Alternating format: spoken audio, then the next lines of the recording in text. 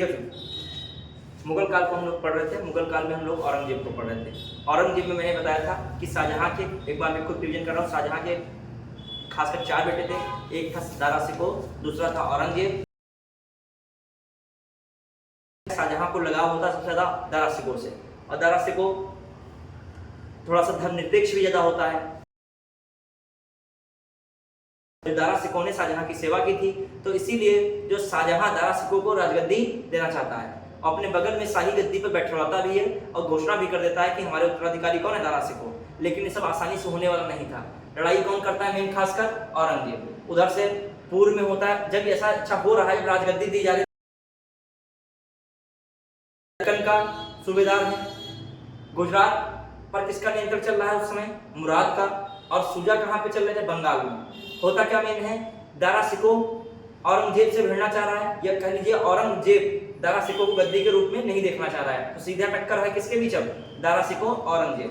अब आइए, दारा शिकोह क्या करता है, दूसरी ओर दारा शिकोह की टक्कर किससे है, सूजा और मुराद।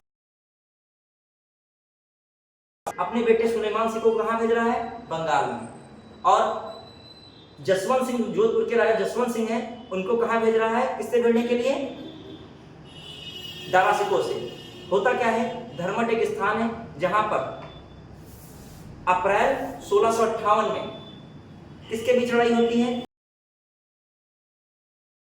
औरंगजेब होते हैं, साथ साथ औरंगजेब साथ मुराद। औरंगजेब और मुराद की संयुक्त सेना किससे भिड़ती है, जसवंत सिंह से भिड़ती है, जहां पर जसवंत सिंह की पराजय होती है। एक ओर से देखें तो दारा शिकोह की यहाँ पर कमजोरी झलकती है, और दारा शिकोह का नाम जो है कम हो जाता है, और यहीं पर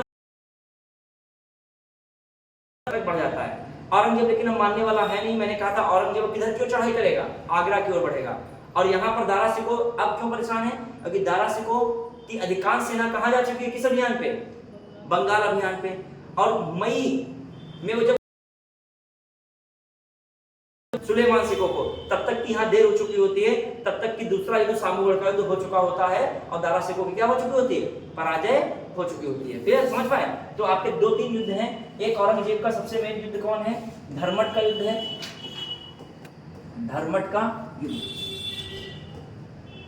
कौन, धर्मट का युद्ध, धर्मट का युद्ध है, जानते हैं। धर्मट का युद्ध कब हुआ, 1658 में हुआ, 15 अप्रैल 1658। किसके बीच हुआ था, जोधपुर के शासक जसवंत सिंह वर्सेस इधर से मुराद व औरंगजेब की संयुक्त सेना, औरंगजेब की संयुक्त सेना। क्लियर। पराजित कौन हो रहा है, ये जसवंत सिंह किधर से थे, दारा शिकोह की ओर से, दारा शिकोह। फिर आइए, फिर अगला मामला देखते हैं। मई 1658 ईस्वी में सामूगढ़ का युद्ध होता है। कौन होता है, सामूगढ़ का युद्ध। अब क्या हो रहा है, दारा शिकोह राजपूतों से मदद मांगता है, खासकर जसवंत सिंह से भी मदद मांगता है। जसवंत सिंह सोचते हैं राणा, जो उदयपुर का राणा आ जाए वो उनकी मदद कर दे। तो समझिएगा, कहने का मतलब जसवंत सिंह से मदद मांग रहा है कौन, दारा शिकोह। और जसवंत सिंह साथ साथ एक राणा, उदयपुर के राणा है, उनसे मदद मांगता है कौन, दारा शिकोह। वो राणा आ नहीं पाते हैं, वो किससे मिल जाते हैं, उदयपुर के राणा, औरंगजेब से। औरंगजेब क्या कह देता है कि मैं तुम्हारी मनसबदारी 7000 कर दूंगा, तुम आ जाओ हमारे साथ, तुम्हारे जो भी क्षेत्र हैं मेवाड़ इत्यादि के, वो मैं क्या कर दूंगा, आपको वापस कर दूंगा, जो कि शाहजहां दारा शिकोह के अंडर में। तो उधर से वो क्या हो गया, कट गया। मतलब राजपूतों का कोई तरीके से किसको नहीं मिल पाया, किसको नहीं मिल पाया, दारा शिकोह को। अब हो रही है सामूगढ़ की लड़ाई। सामूगढ़ की लड़ाई में बताते हैं सैनिक 60-70 हजार इनकी ओर से, 60-70 हजार या 50-60 हजार औरंगजेब की ओर। सेना लगभग बराबर है।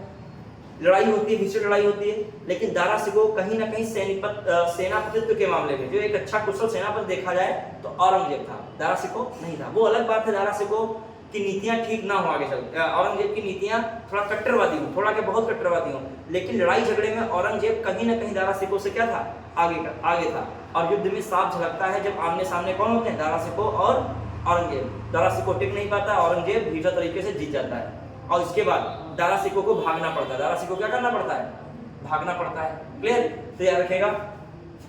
तो ये युद्ध हो रहा है कौन सा, इसमें किसके बीच लड़ाई हुई, दारा सिकोह वर्सेस किसकी हुई, औरंगजेब।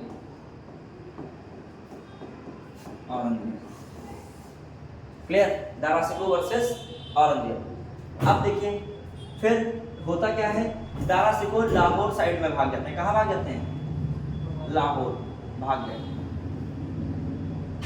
वहां पर फिर भिड़ने के लिए औरंगजेब की सेना भेजता है। फिर दारा सिकोह लाहौर से कहाँ चले जाते हैं, सिंधु चले जाते हैं। कहाँ निकल गए, सिंधु चले गए। ठीक है, कहाँ चले गए दारा सिकोह, सिंधु। किसकी, कौन चला गया, भाग गए। फिर होता क्या है, जसवंत सिंह इनको बुलाता है। ठीक है, और गुजरात से ये कहाँ पहुंचते हैं, फिर से अजमेर पहुंचते हैं। अजमेर पहुंचे, कौन पहुंचा अजमेर, दारा सिकोह। और अजमेर के निकट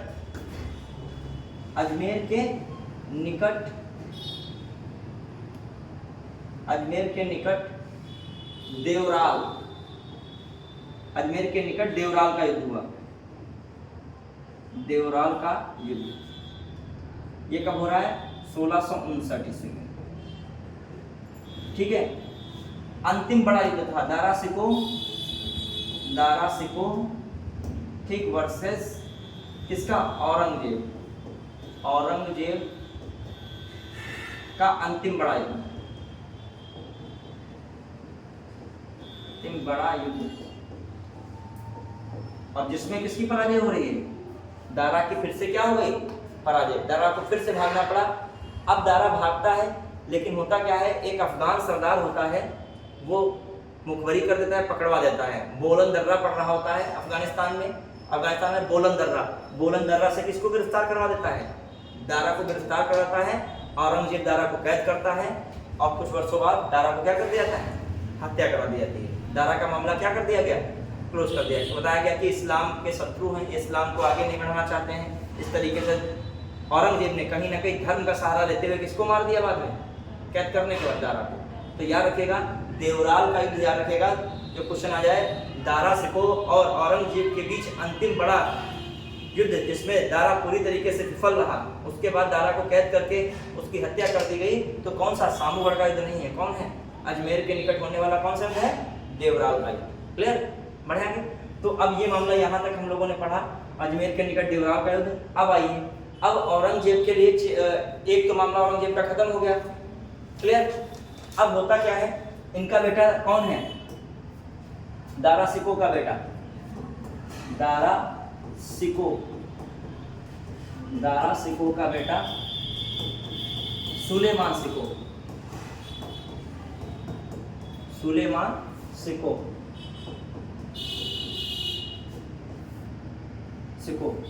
गढ़वाल के शासक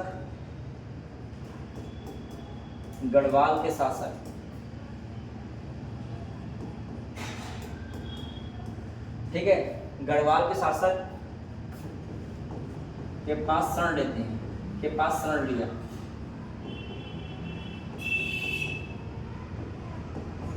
औरंगजेब के आक्रमण के डर से, औरंगजेब के आक्रमण के डर से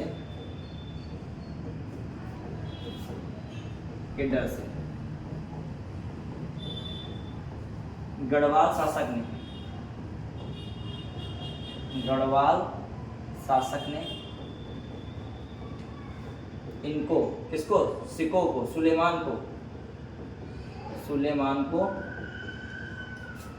औरंगजेब के सुपुर्द किया। औरंगजेब के सुपुर्द किया।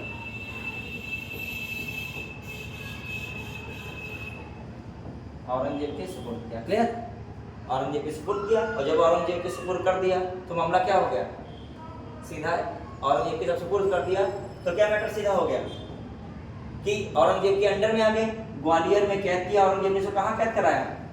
ग्वालियर में कैद कराया, कैद रखा, फिर वहीं हत्या करा दी, फिर वहीं इसकी हत्या करा दी। क्लियर? वहीं इसकी हत्या। तो ये भी ये देखिए एक नई परंपरा डाल रहा औरंगजेब हर क्षेत्र में। अब देखते हैं, जिससे देखो सबको मारे दे रहा है औरंगजेब धीरे करके। अब आ रहा है कौन मामला, देखिए अब उधर से कौन फड़फड़ा रहे थे, उधर से मुराद। मुराद को भी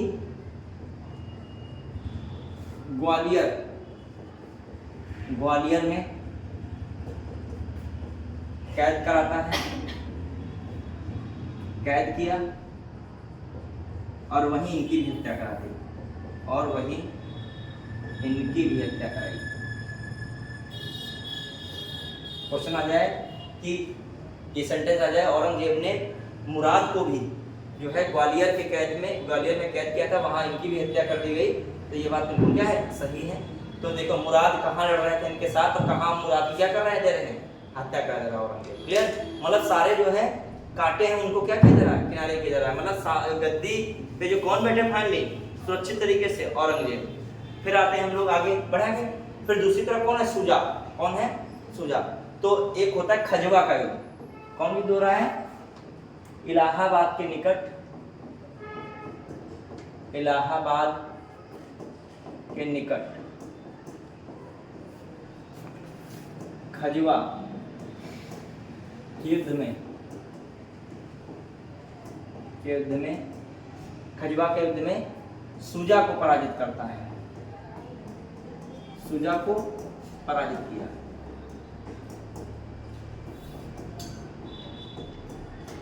सुजा जो है अराकान चले गए, अराकान भाग गए, अराकान भाग गए। वहां अराकानियों द्वारा इनकी हत्या कर दी गई, अराकानियों द्वारा इनकी हत्या कर दी गई। किसकी हत्या कर दी गई? सुजा की। तो सुजा की कांटा उनके दूर हो गए। ठीक है, अराकान वही अराकायोमा, अराकान म्यांमार साइड में, अराकान साइड में इनकी हत्या कर दी गई। ठीक, बताते हैं कि वहां पर भड़का रहे थे विद्रोह वगैरह, तो विद्रोह भड़काने के अपराध में इनको क्या कर दिया गया, कत्लेआम कर दिया गया। क्लियर? तो ये मामला होगा किसका, सुजा का भी निपट गया। अब औरंगजेब क्या है, सर्वे सर्वा बन गया। तो इस तरीके से हम लोगों ने देखा औरंगजेब ने सबको जितने भी कांटे थे उनको रास्ते से क्या कर दिया, हटा दिया। अब हम लोग एक और चीज देख रहे हैं। अब इसमें फिर से औरंगजेब में क्या देख रहे हैं, जो देखा जाए औरंगजेब ने 2 बार राज्याभिषेक किया। एक बार 1658 में किया, और एक बार जो है औरंगजेब ने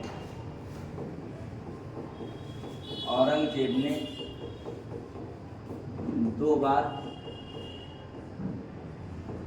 राज्याभिषेक किया।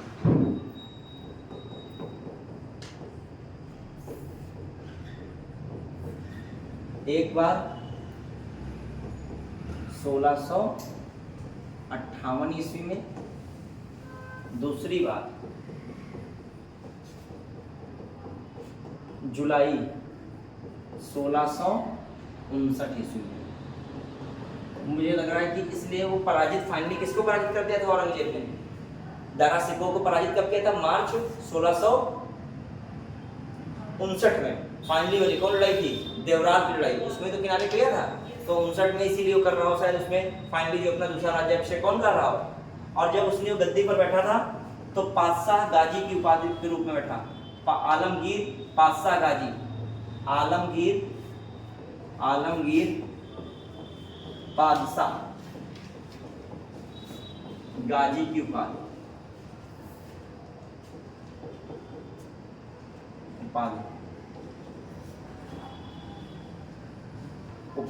जो है आलमगीर पातशाह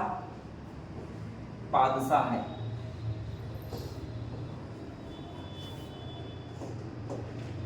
पातशाह गाजी की उपाधि से गद्दी पर बैठा, गद्दी पर बैठा। क्लियर? तो दिमाग में ये भी रखिएगा किसके बारे में है, ये किसके बारे में है, औरंगजेब के बारे में। अब बताया जाता है औरंगजेब ने अपने जब दारा सिकों को सामूगढ़ की लड़ाई में पराजित कर दिया था फाइनली, तो औरंगजेब ने जो है अपने पिता को भी कैद कर दिया था। अपने पिता को, किसको, शाहजहां को क्या किया था, कैद कर लिया था। बताया जाता है कि पिता को वहीं पे रुकना था, कई वर्ष पिता वहीं रुके रहे, उनको यातनाएं नहीं दी गई, उनको सुविधाएं दी गई बस, लेकिन उनको कहाँ रखा गया, नजरबंद रखा गया, मतलब किसी प्रकार का षड्यंत्र इत्यादि ये न रच पाए। क्लियर।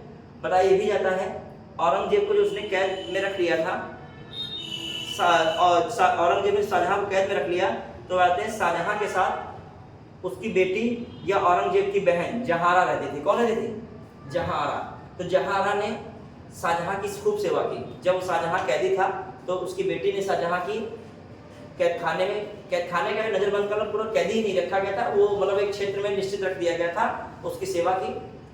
जब शाहजहां की मृत्यु हो गई उसके बाद जहारा ने सार्वजनिक जीवन जिया, उससे पहले वो हमेशा किसकी सेवा में रहती थी, अपने पिता शाहजहां की। तो इसी संदर्भ में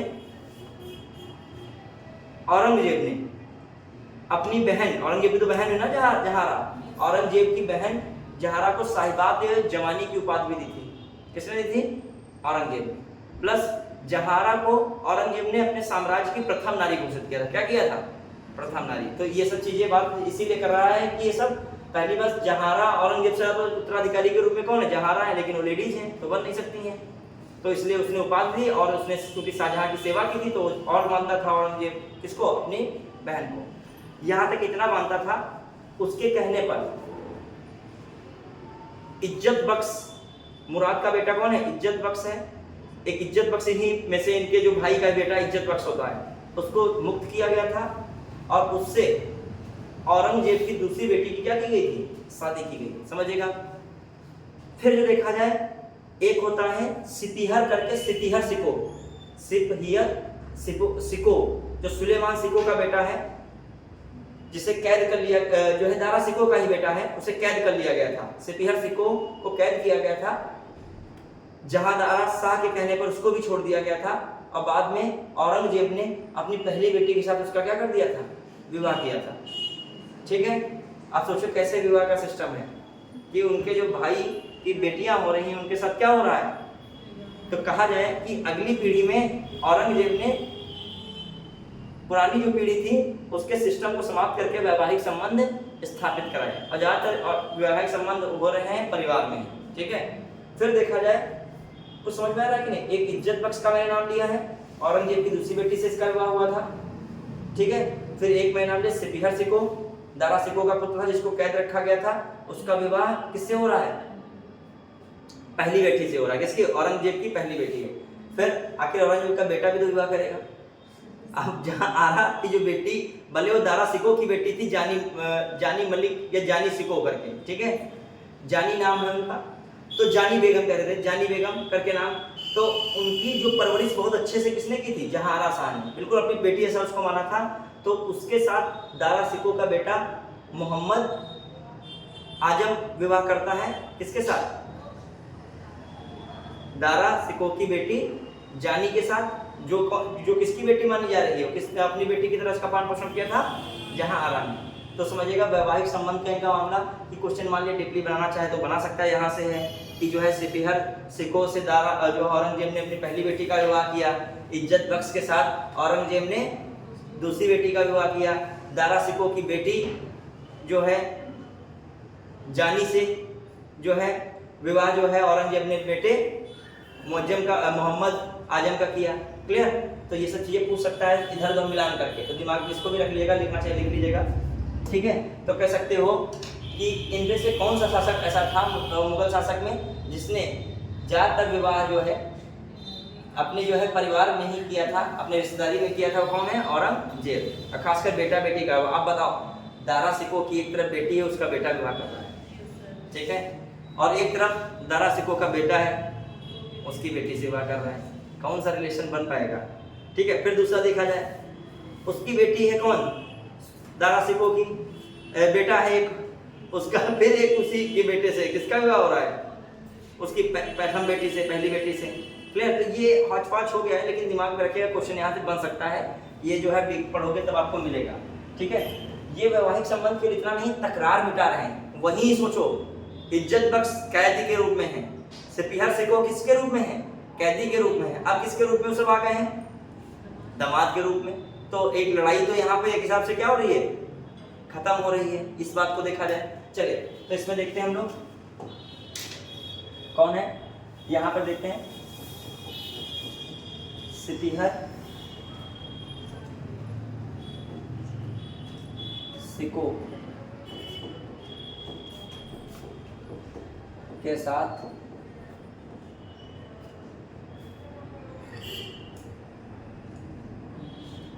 औरंगजेब ने अपनी बड़ी बेटी का विवाह किया, अपनी बड़ी बेटी का विवाह। ठीक है, और निस्सा करके जो दिया है, निस्सा वाली, ये सारी निस्सा वाली जो है नाम से वो कौन है? वो सब औरंगजेब की क्या है? बेटियां हैं। और आरा वाली जो भी हैं वो सब कौन है? औरंगजेब की बहनें हैं। याद रखिएगा, जहाँ नाम आ जाए मेहरू निस्सा और ये निस्सा, फलान निस्सा, जीनत निस्सा, ये सब निस्सा वाली जितनी भी आज हैं वो सब क्या है? औरंगजेब की बेटियां हैं। क्वेश्चन आ चुका है इनमें से कौन औरंगजेब की बेटी नहीं? निस्सा वाली ज्यादातर औरंगजेब की बेटियां हैं, बाकी नहीं है। ठीक है, अब आइए सिपहर सिको के साथ औरंगजेब ने अपनी बड़ी बेटी का विवाह किया। और जो देखा जाए दूसरा मामला, इज्जत बख्श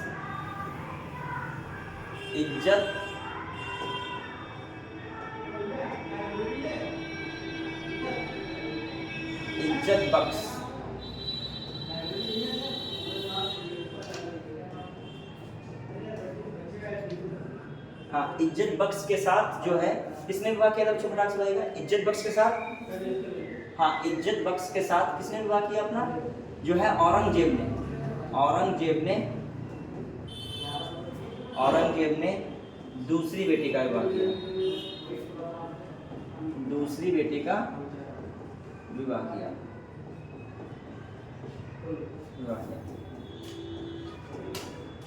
ठीक है, सिको दारा सिको की बेटी जानी को औरंगजेब की बहन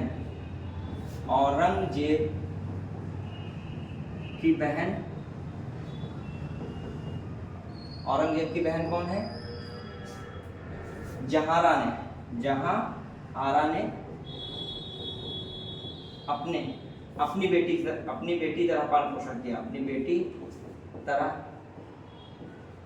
किया। पालन पोषण किया, देख रहा है ना, उसमें आ तो रहा होगा, पालन पोषण किया। उसका विवाह किससे हुआ? उसका विवाह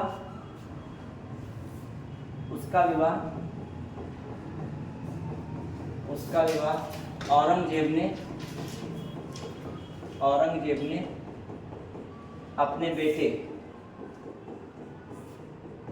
अपने बेटे मोहम्मद आजम से किया।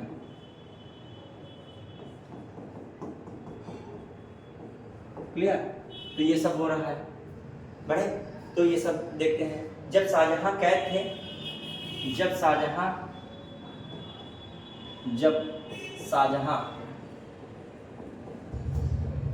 को उनके बेटे औरंगजेब ने कैद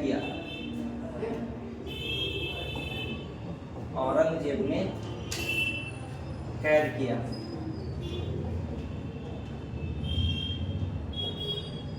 जब शाहजहां को उनके बेटे औरंगजेब ने कैद किया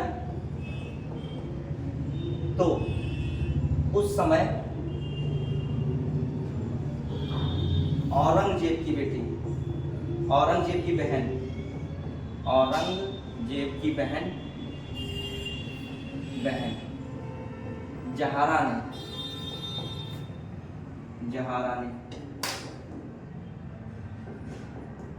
शाहजहां की सेवा की।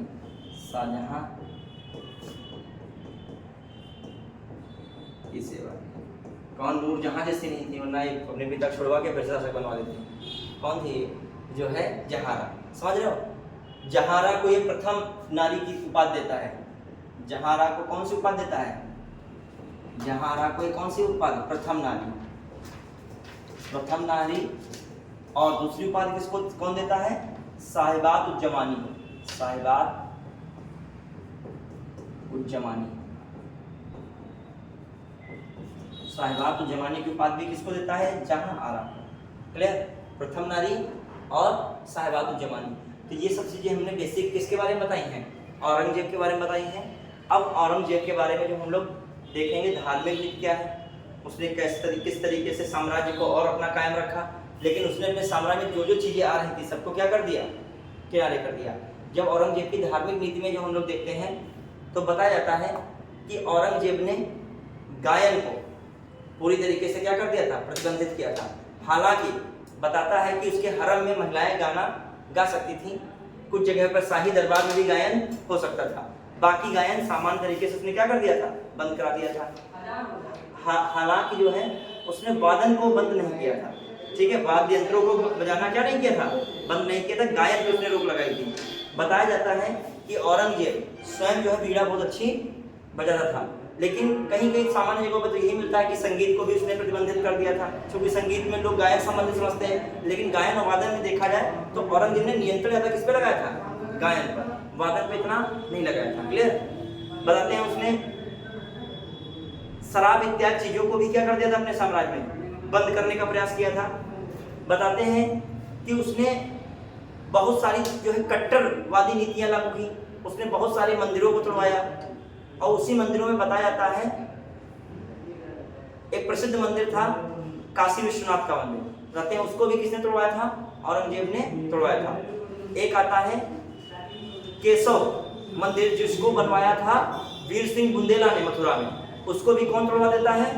औरंगजेब तोड़वा देता है।